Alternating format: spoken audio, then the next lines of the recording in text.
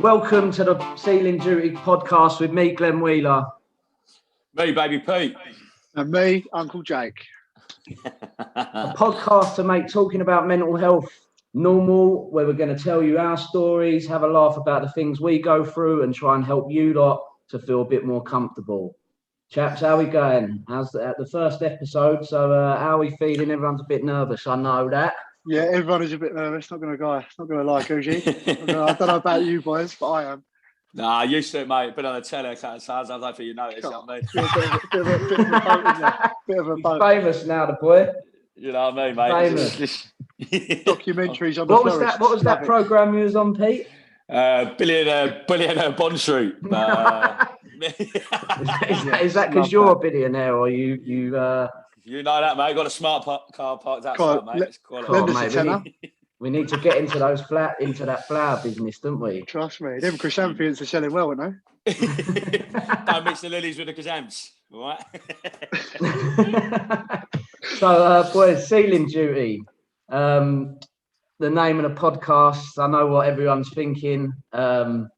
But it isn't a podcast to talk about big nights and being on the Kennys and all that. So, point you there. Dirty. You know, you'll have to pay for extra content if you want that sort of stuff. Yeah, we're going to start on OnlyFans, so it's all good. Yeah. We've got to get a podcast done first, mate. So, all right, I'm jumping 2 steps ahead. we decided dreaming, to call it. What's that? He's dreaming. Yeah.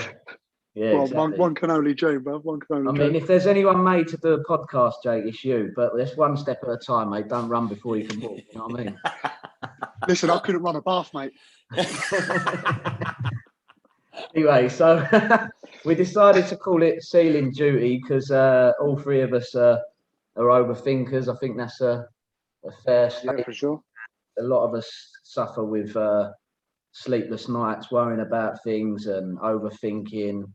So the name just kind of fit the bill, and then we discussed names for it for weeks and. Oh, we had a couple of stinkers. I'm not going to lie, didn't we? Whoa, mate. Ones, didn't we? But Ceiling Duty was the first one we come up with, and it just stuck, I think. So yeah.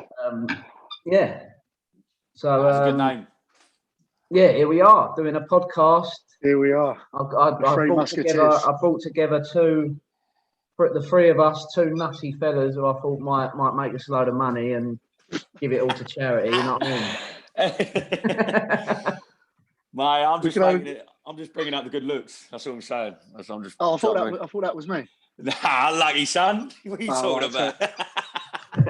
I thought I'd bring the famous hat into this week's podcast. The first one as well. So had to bring it in. Yeah, you've actually showered today as well, yeah. Believe it or not, no. After a couple of heavy nights, you two last night, and you ain't showered. Oh, mate. I'm actually surprised I'm up. Well, that's what you get for everyone listening. That's what, you know, that's how authentic we are and how real we are. We do this. And how raring to go for it. It's not a show. It's not staged. It's all very real. People do it on hangovers. All of a sudden, you get the best content that way.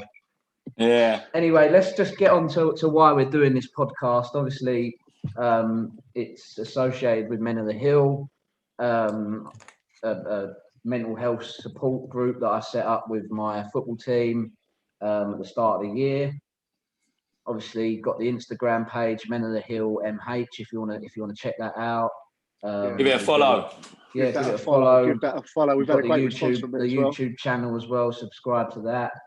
So we basically organise talks on Zoom to get men talking and women as well to try and make it normal to talk about your feelings and your emotions and sort of break the stigma. So that was where it started because of sort of things that I've been through, which obviously we'll get to at some point. Now we've moved on to a podcast to expand our horizons and reach more people. So hopefully we can do that with some good chat, some laughter, and maybe some tears, whether that's from me or whether it's from one of these two soppy. Oh, I love a good cry, mate. I guarantee you, at some point, everyone, that there will be tears. One of us will go at some point. 100%. So, Baby Pete, let's start with you, big boy. Boy, Shan. The famous Baby Pete. Been all over ITV.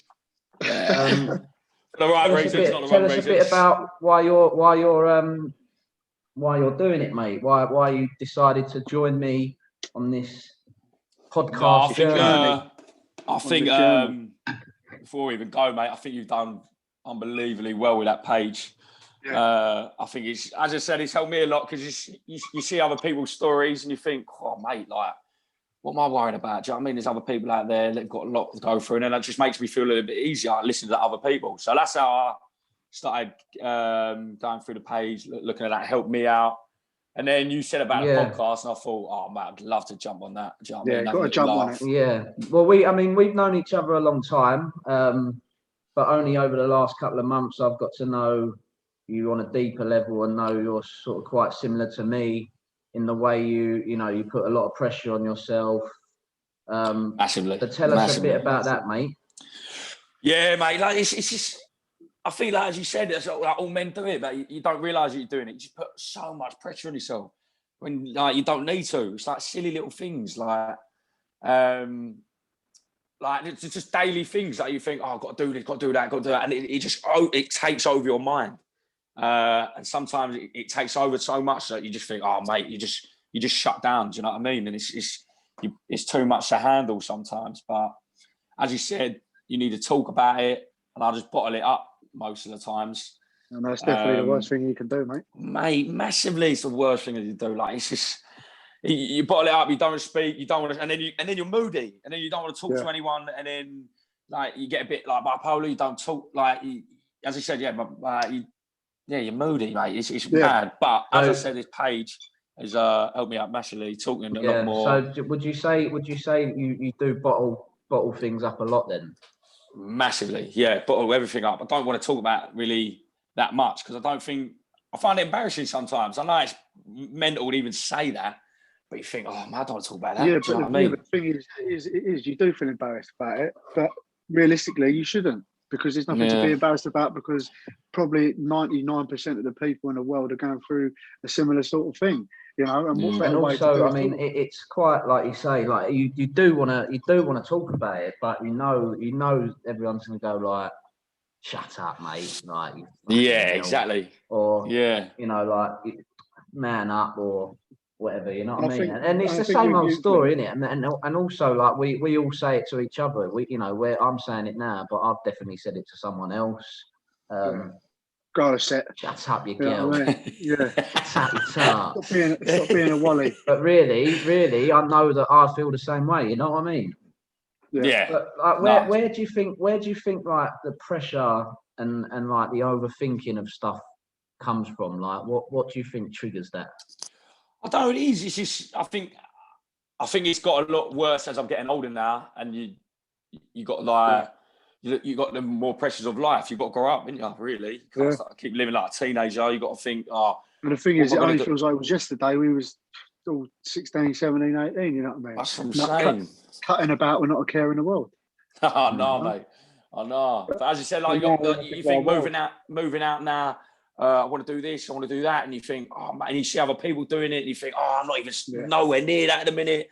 And then you just cry, and then you just... It's sort of like half a jealousy thing as well. Do you know what I mean? Like, it's not in a sense of you don't want other people doing good, but you see other people with, massive motors, big drums, and it gets you down a little bit because you go, oh, I'm jealous because I want that. And then you put the pressure on yourself to try and get that, whatever it takes. Do you know what I mean? No, massively. Yeah. And I think for me, that's my biggest problem, really, when I see things like that, and it's always material things and money wise, like someone gets a mortgage, I'm like, shit, I need to get that, or someone gets a new car, I'm like, shit, why ain't I got a good car, or anything. I get quite, I don't know whether it's envious or whether it's jealousy. I can't tell which one it is really, because it's not that I don't want that person to have that.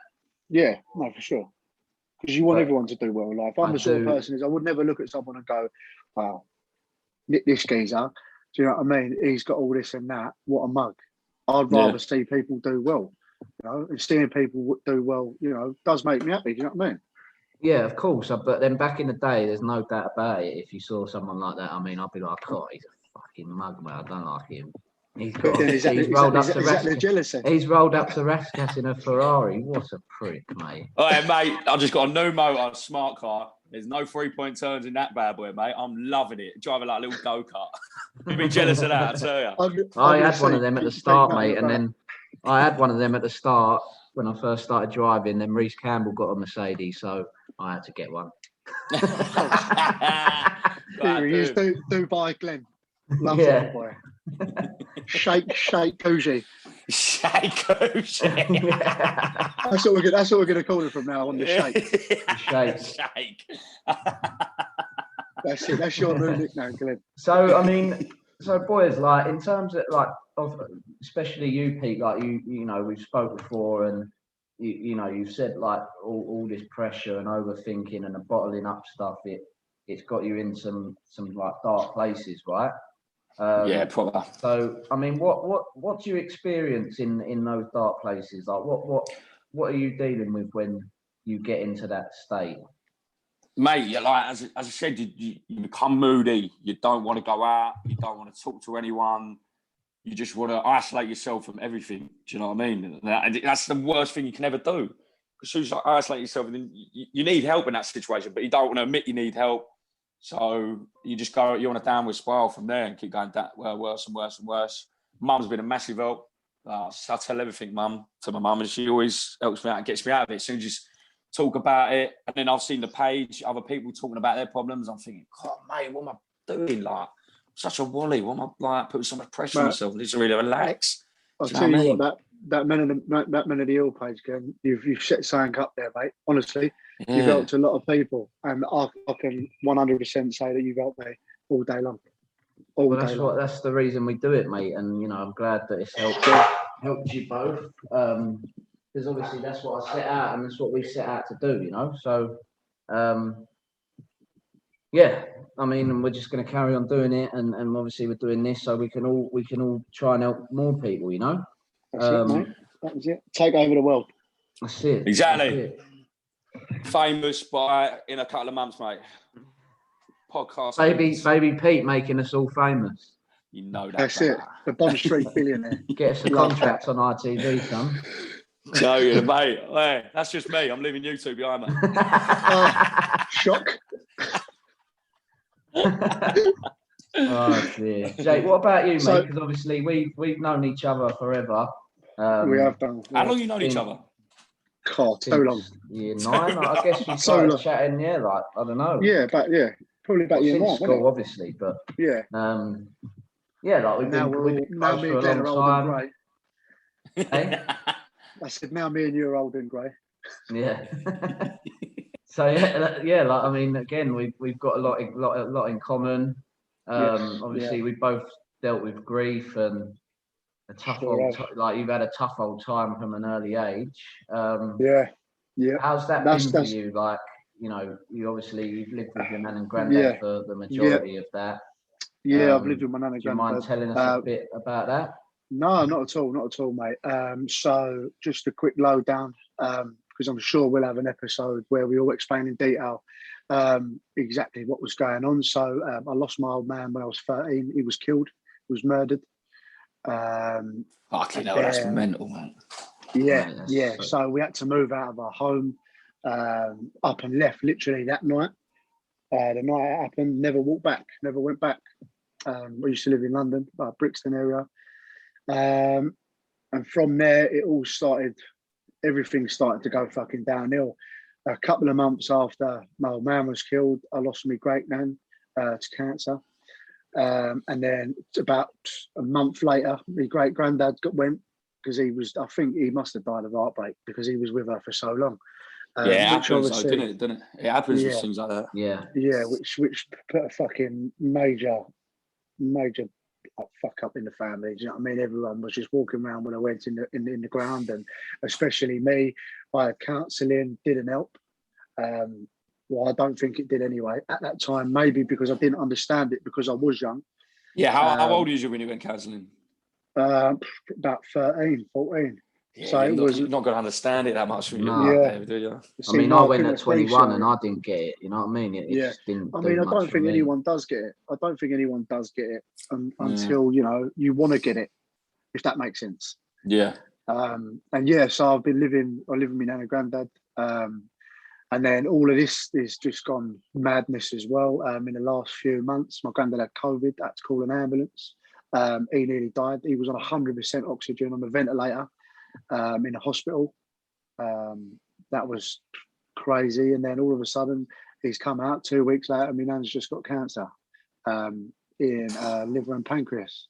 So now it's put major stress on the family because my nan is the one. You know what I mean? I call her the Duchess. You know what I mean? Duchess. The Duchess. She does everything. She cooks, cleans, irons, does the washing. And in the last couple of months or so, that's all gone. She's a completely different woman. I mean, I'm in a separate room, but she's laying in a bed with a feeding tube in her. Do you know what I mean? And it's so horrible to see her like that. And I've got nurses coming in, and we're all trying to learn how to administer different sort of medications, and it's stressful because it's so much to do. And it's getting a bit on top. It is tough.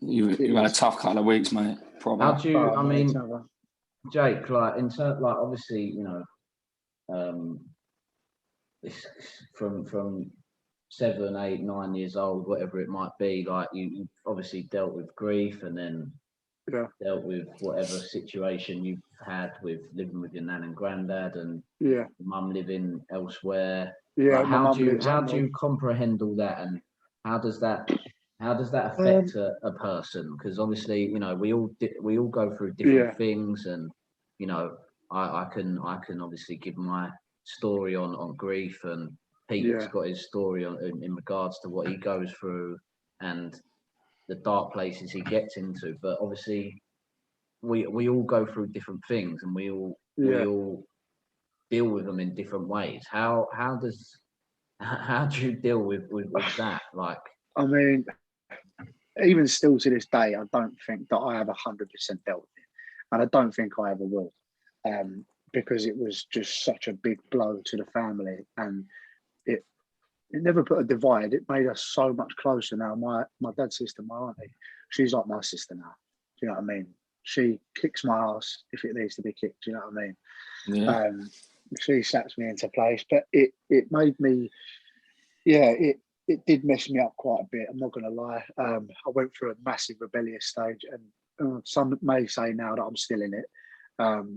I pushed the ones closest to me away, which is never a good thing. And yeah, I do get upset still, 100%, especially because nearer Christmas time, because that's when it happened. Christmas time is it's not Christmas to me. It's just another day, everyone's sitting around the table having something to eat. So that's kind of ruined Christmases for me until, you know, hopefully one day I have kids, you know, and I can give them something not say I didn't have, because I've had fantastic Christmases, you know what I mean? We used to have a laugh.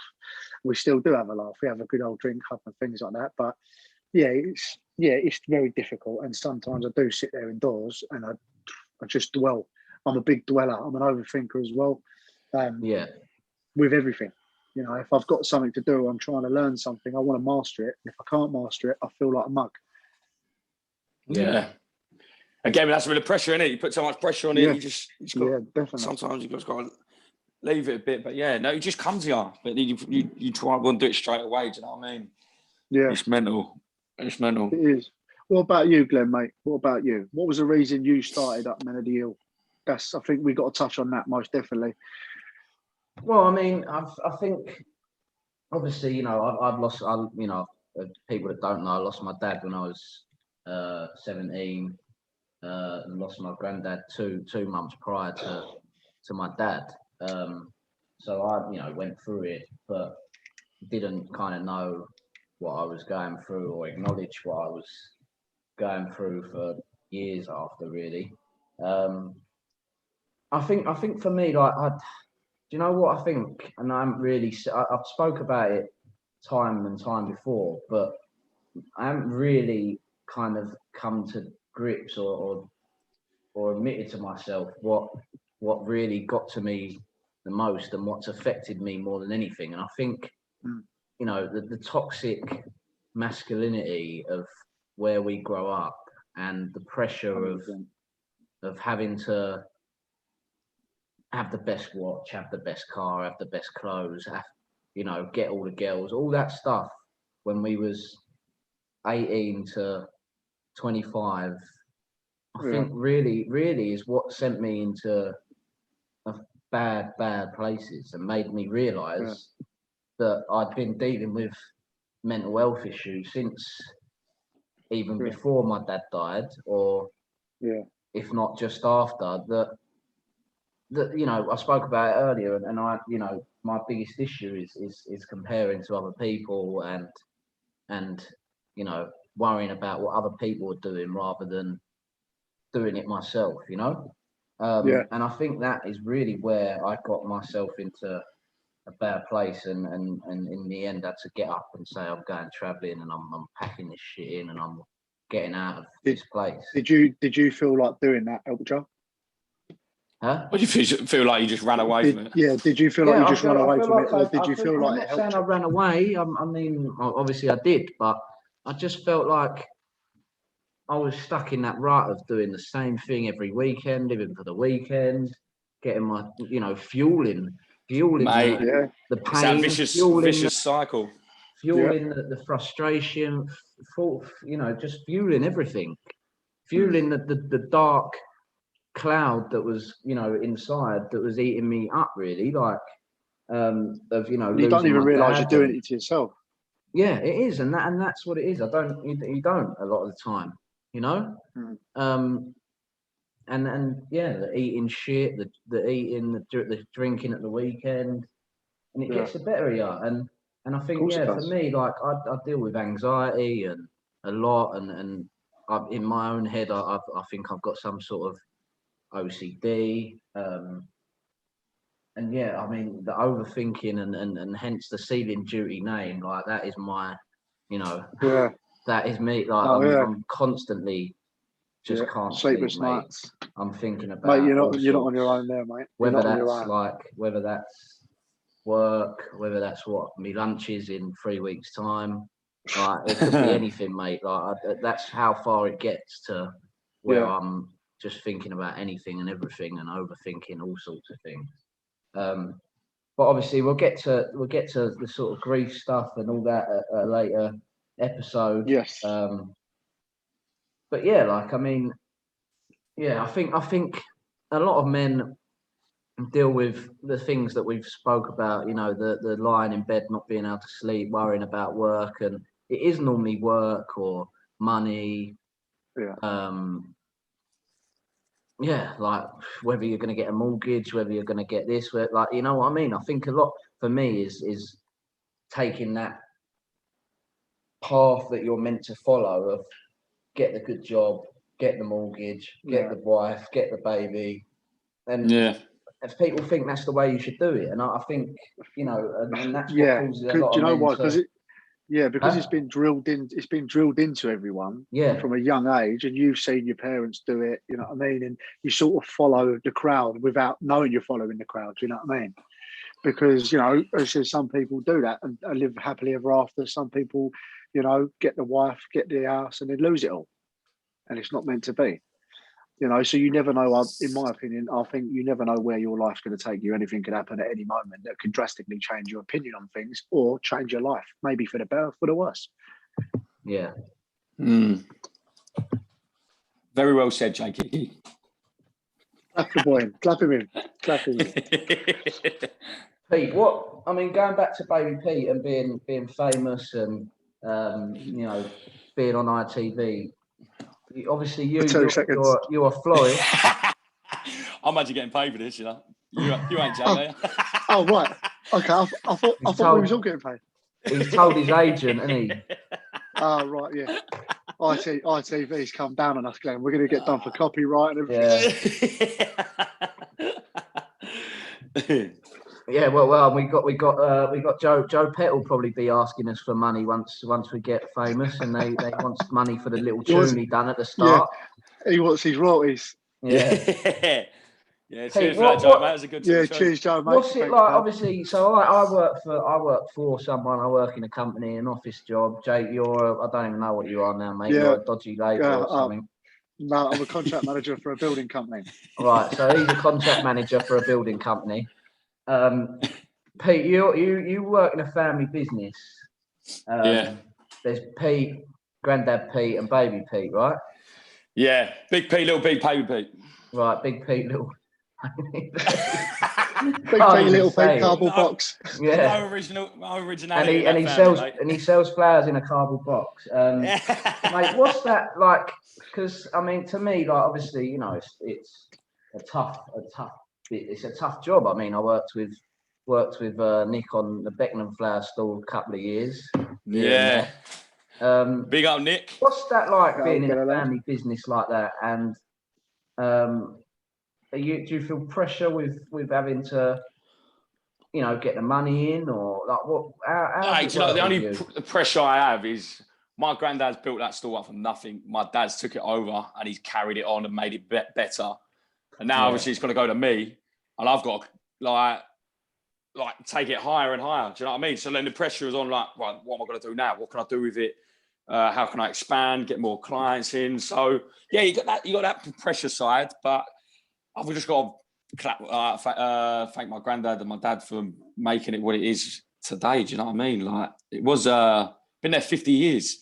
So so we've got lovely customers. It's where it is as well. Do you know what I mean? It's on Bond Street, which is beautiful. I mean, you're place. in the heart of London. You know what I mean? Exactly. Lovely shops. Lovely ladies in the summer. Oh, yeah. No, it's lovely. It's where it is. I love working with my family. I love doing what I do. Doing different stuff every day. Family, sometimes working with family is tough. I think that, mate. I have a round with our man probably about 3 times a week, but we have a round and we forget about it 2 seconds later. So it's the perfect way to do it. Do you know what I mean? But as I said, I'm loving it. I'm loving every second of it. Do you know what? There's not many people that can say that about their job. So you're one of the lucky ones. I love it. Do you know what it is? It's tough, mate. You're up. I think Mondays I'm up about 4:30, and then the rest of the week I'm 5:30. But everyone's like, mate, don't you find that tough? I was like, nah, mate, I'm used to it now. Do you know what I mean? So like, what's your sort of average day then? What's your sort of average day at work then? So Mondays is contract day, but mate, after this pandemic, mate, I used to do about 15 contracts, like shops, offices, and now I've dropped down to about 4 or 5. Tough. So that must have been tough. Do you know what it is? Because that's money you don't see. Do you know what I mean? So you know it's there, so but now it's not. So that's tough. That Monday doing my contracts, and then the rest of the week, mate. That's what I'm saying. It's so different. Like, you don't know what's going to happen on the day, who's going to come up. But we're always busy. But we're going into our quiet time now, end of July and August. But, do you know what I mean? It's always a bad time until so September. What happens? Do you sort of shut up shop for a little while then, or? We close up for a week in August. Last week leading up to the bank holiday. There's just nothing about. There's nothing about now. Do you know what I mean? I mean, London's pretty dead at the minute anyway, even though people are starting to go back to work. I mean, I've been up there a couple of times, and it's a weird feeling. It's a very weird feeling after this pandemic. I need them offices back really to get it going again. But mate, they just realised that how much money they're saving. They're doing exactly the same work at home, and they ain't got to pay for that office. Do you know what I mean? So some of them might not even go back. I don't even blame them. Travel, they're saving. That's mental. That travel. I'm lucky. I drive in. Yeah. Mate, travel, it's expensive, especially if you're up in London. Do you know what I mean? Yeah. You know, I remember when I was working up in town, you pay like 2-3 a month just to get up there and back. It's a joke, isn't it? Mental. It's actually a joke. Yeah, but then what you do is you let your ticket run out, and then you go to the geezer and go, I ain't working, mate, for a couple of weeks. Then you ain't got to pay for it. Here we go. Mate, it's not going ladies, through. Here we go, ladies. This is a shake on special here. Goosey special. Old Victor on the gate when you get to Cannon Street, mate. You go, mate, this is not working. Let us through, and he runs through for a couple of weeks. Mate, that probably worked in about like when you was a kid. That ain't gonna work no more, I don't think now, will it? Listen, I'll still buy a kid's travel card. No, I'm only mate, 15. that's I'm not- only 15. I got done for that. I got in court for that. Did you No, actually? you didn't. Yeah. We went uptown Mate. with Reece OC, and yeah, fucking geezer caught me, mate. And he Well, went, I mean, yeah. Glenn was like 28 trying to get away as 14. He's got grey hair, a beard. Yeah. I'm a child of God. That's what you should have said. I'm a child of God. Silver Fox Yeah. trying to get away as a 14-year-old kid. Yeah, that used to work, but not anymore. Got too grey now. I Hey, mean, what about I- like when you're up on? Because you're in Bond Street, can you still talk like a geezer and sell like a geezer? Get Go on, your go on, croissants, mate, or do you have to? Do you have know to what, tone yeah? it The one down thing and I was go go- posh on Bond Street? Mate, proper. I have a whole new voice up there, mate. No, but try is the one thing I was gutted about working there. I wanted to shout and say like, "Hey, come over here, get your flair," but you don't shout up there because you're working No. with actually shops and offices, so you got to be respectful of what's around you and stuff. Gutted. Hello, hello. You call Get your people forest, sir. Nick. Well, hello there. You call them sir. Yeah, mate. Well, it depends how much they're spending. Spending a one, I call them sir. Do you know what I mean? Anything. Call them what they like. But mate, it's in the Yes. summer. As soon as you get these shorts on and get these legs out, mate, I'll just reel Got them it. in. We go quite. I love it uptown in the summer. Girls have got their legs out. The girls are going, nah, I love it in the summer. Pete's got his legs Pete's out. up there. Flower stall. Oh, what are we doing Saturday? Let's get up there. Pete's got his lilies out. No, mate, it's like, mate, as I said, where it is, it's a lovely place to work. So, as I said, got to put my hands together. I'm very fortunate. I knew I was always going in it after school as well. So, school, the last 3 years of school, I went sixth form. I don't know why. I was there for about 10 minutes. They Yeah, chucked what me was out. ya? They didn't want me. Yeah, Didn't they they? didn't want me, mate. They had enough of me. Causing pure aggravation. I think in the end, it ended up me and Joe Salmon. We was all in the same classes together. Not a good combo to have. I'm telling you that now. It was game on for everyone else in that class. Trust me. Teachers used to chuck this out, stand on the table. Used to make me worse. What, and you wanted to go back to sixth form? Well, I did, and you know what? I half regret not, getting my nut down now. You know when people say when your mum and dad tells you as a kid, like, get your head down at school. Do you know what I mean? Schools are the best. Like, it's the best years of your life. I tell you what, it fucking was. Oh, mate, that's fuck insane. off. I fucking mate, hated school. School was shit. Yeah, but mate. you know what? Oh, mate, school's unbelievable. What care in the world did you have at school apart from you forget your homework? You was with all your pals all the time. You was having a nut about. You was laughing, joking, cracking bants. Causing ag everywhere you went. You did what you want, sneaking over to the girls' school. Do you know what I mean? It was a right laugh. We had a giggle, mate. Mate, don't get me wrong. Like it was, like, I did love it, but I see mate, you it was sitting so over much there, better. Georgie, 2, don't 3 start years that. after leaving was so much better, mate. The years after was great. I loved it. Oh yeah, don't get me wrong. The years after were good. Car. I mean, They, I wouldn't change anything. I finally realised when they say, like, as soon as you leave school, mate, it just flies by. Do you know what I mean? Yeah, Literally, years are just going by, mate. I'm thinking, fucking hell, what's happening? Do you know what I mean? It's mental. Mate, tell me about. I mean, last week I remember being in Shush in Croydon. All of a sudden, that's like 8-9 years ago. Tiger. Do you know what I mean? Tiger, stick an ID, mate. Hush, mate. Hush. Yeah, Luke. Remember that. On that note, it's time for the famous and the infamous Fire and the Truth. Fire and the Truth. Are you not ready for this? Coming out. Oh, Fire and the Truth. So, ladies and gentlemen, this is a little part of the show that we're going to do every episode, which entails me or whoever's hosting, asking our guest, giving them the option whether they want to tell us a little story about themselves that no one knows. It could be mental health related, or it could just be something stupid. So obviously today there's no guests, it's just the three of us. So I'm going to ask both of you. And as you started first at the beginning, Baby Pete, I'm gonna start with you, big boy. So would you like me to ask you a question, or would you like to tell us a little story, big boy? Do you know what? I'm literally, when you said it before, yeah, I've got millions of stories and I can't think of one at the minute. My mind's just gone blank. It's mental. But also, I'm going to ask you to ask me a question and see if I can think of something. Okay. Oh. No, hold a minute. I'm nervous now. Baby Pete. Baby Pete, what is the most embarrassing moment you've had when you're with one of your lady customers on the flower stall? Most embarrassing moment ever, mate. So I think it was probably Johnny's. It hadn't even that. It was probably like my first bouquet. My dad used to just walk off, and just leave me out when I don't even know how to do a bouquet yet. And he just like walk off, do what he wants. So ladies come up, like, I want a bouquet, and I'm doing it. The flowers are dropping on the floor. I'm breaking every stem possible. I've wrapped it like, do you know? I've wrapped it fish and chips. That's what I was just about to say. I've wrapped it like a fucking bit of cod and chips like that, and I put the sellotape I put on it, and I'm thinking, fuck you know, mate, she's never going to come back, this bird.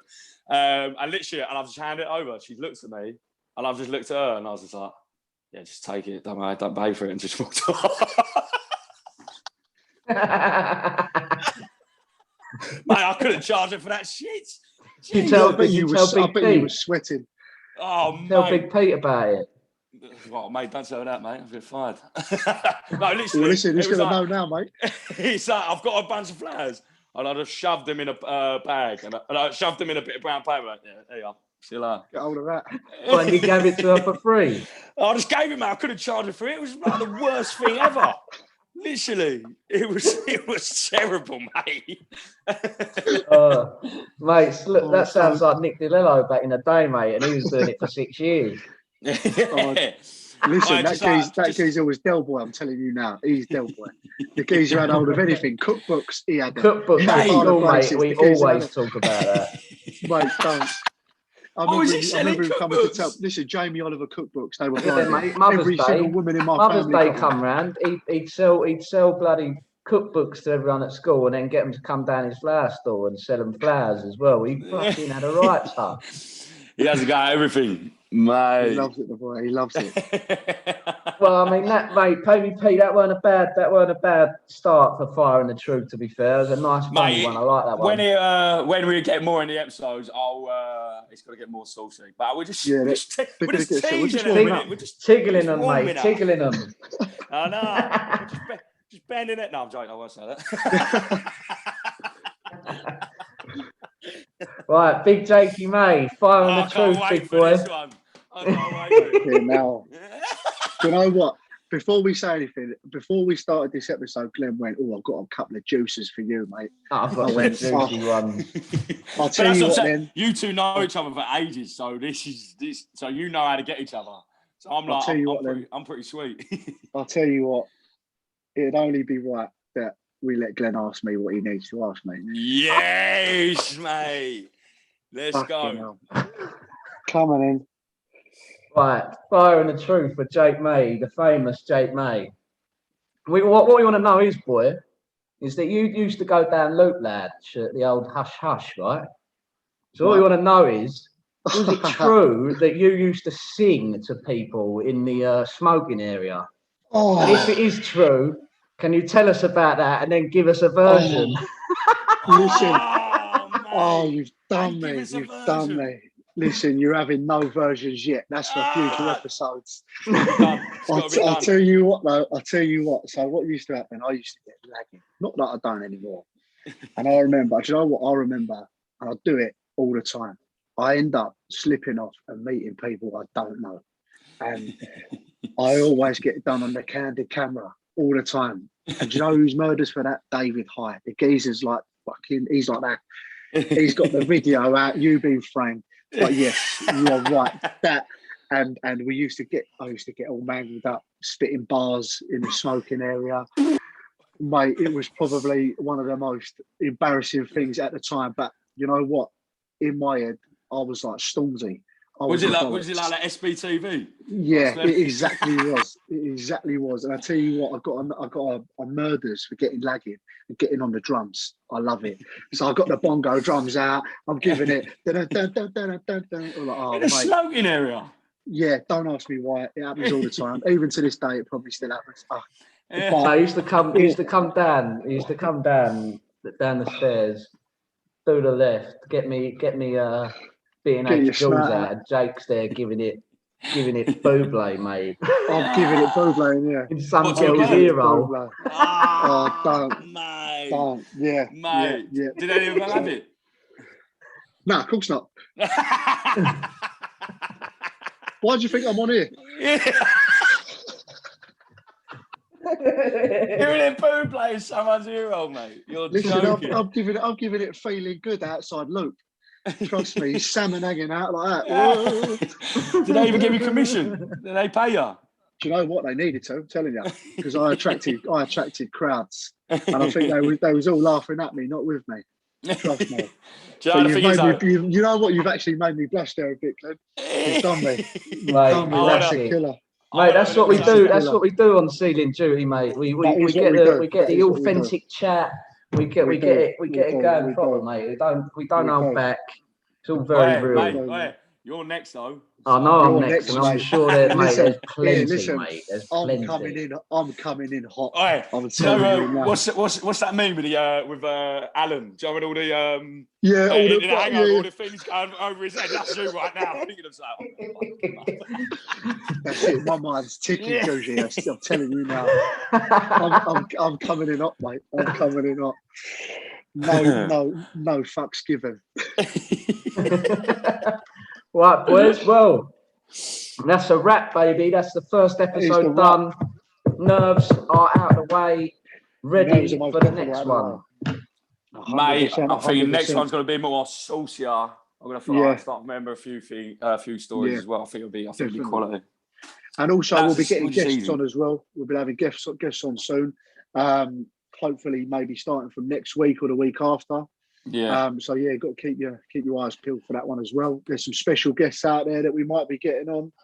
So we're working on them. We are working. But and also, if you can leave us a few comments on how we can make it better, or do what you like about it, so we can improve it each week for you. Yeah. Any feedback would be great. Follow the men. Follow the Men of the Hill Instagram. It's Men of the Hill. Someone just comes back. Yeah, improve it. Get rid of Jake. You know what? That's going to happen now, isn't it? No. Someone replies. You should have just let Jake sing Bublé the whole time. Exactly. Listen, I'll tell you what. Maybe on the final episode. Whoa! Mate, final episode. We're going out to Dubai, mate. We're in Dubai for the final episode. Dubs. So yeah. On the beach, couple of pina coladas, wouldn't you, brothers? See the shake goes on. Shaky goes. We're gonna dress him up in the proper shake outfit as well, and he's gonna be sitting in the middle. So keep your eyes peeled. Keep your eyes peeled. But no, like, share, comment, do your thing, people. Let's get it out there. Let's get helping, and follow us on the socials, on the Instagrams and that. And thanks for listening. Thanks for listening. Thanks, gang. We'll see you on the next episode. Bosh.